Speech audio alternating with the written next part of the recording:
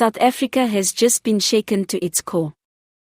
In a political twist no one saw coming, the African National Congress, the party that once led a liberation, has been decimated.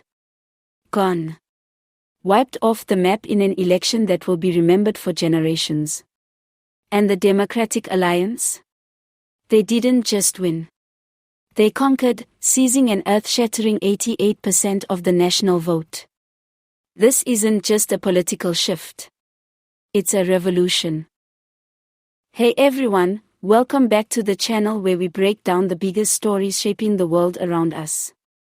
And today, we're diving into the absolute political earthquake that just hit South Africa. The 2026 national election results are in, and they're not just surprising, they're historic. The ANC, a party that once symbolized freedom, has been crushed, losing almost all grip on national and provincial power. Meanwhile, the Democratic Alliance, long criticized for its limitations beyond the Western Cape, has just pulled off what many believed was mathematically impossible. Today, we unpack how this happened, what it means for the future of South Africa, and whether this shocking transformation is a new dawn or the start of a deeper storm. The once mighty African National Congress has suffered the most brutal defeat in its century-long history. From winning 62% in 2014 to just under 10% in 2026. That's right. A party that had ruled post-apartheid South Africa for more than 3 decades has now been reduced to single digits. Election analysts say the ANC's downfall was driven by a toxic cocktail of internal corruption, load-shedding failures, unemployment, and deep distrust among younger voters. The Zuma faction's bitter infighting, Cyril Ramaphosa's perceived softness on state capture, and the EFF's aggressive rise from the left all chipped away at their base. And then came the final blow, a national youth movement called #EndTheRot, spearheaded by tech-savvy activists, which exploded on social media just 6 months before the vote. That movement galvanized millions of first-time voters, and most of them weren't voting ANC. But the real shock?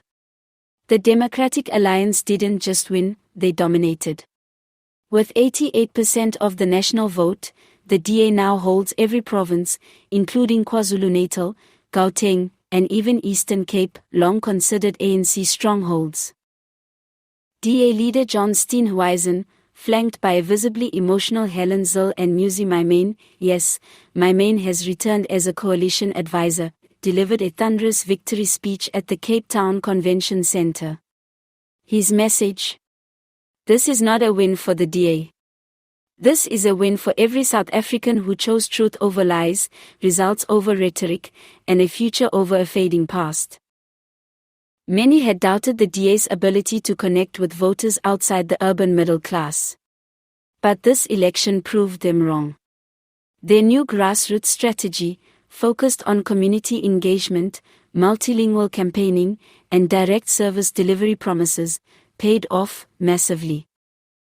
As expected, this stunning turn of events has led to both celebration and chaos across the country. In Cape Town, fireworks lit up the sky as supporters poured into the streets, waving DA flags and chanting "Forward Together." But in parts of Johannesburg, ANC loyalists clashed with police after refusing to accept the results. The ANC Youth League has already announced mass protests, claiming the election was rigged by foreign influence and media manipulation.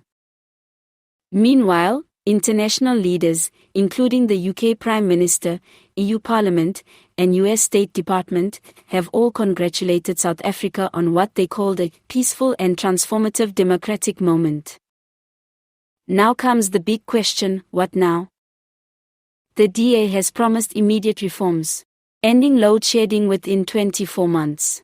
Slashing cabinet size by 50%.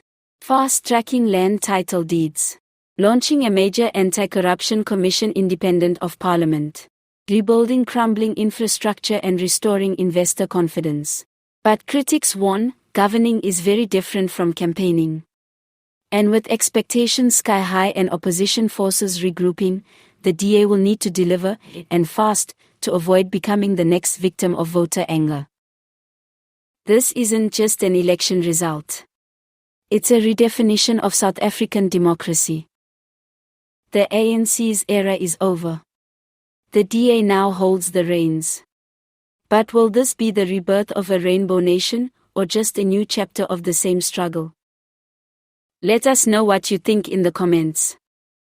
Did South Africa make the right choice? Is the ANC finished for good? And can the DA live up to this incredible mandate? Like, subscribe, and hit the notification bell, because trust us, this story is just getting started.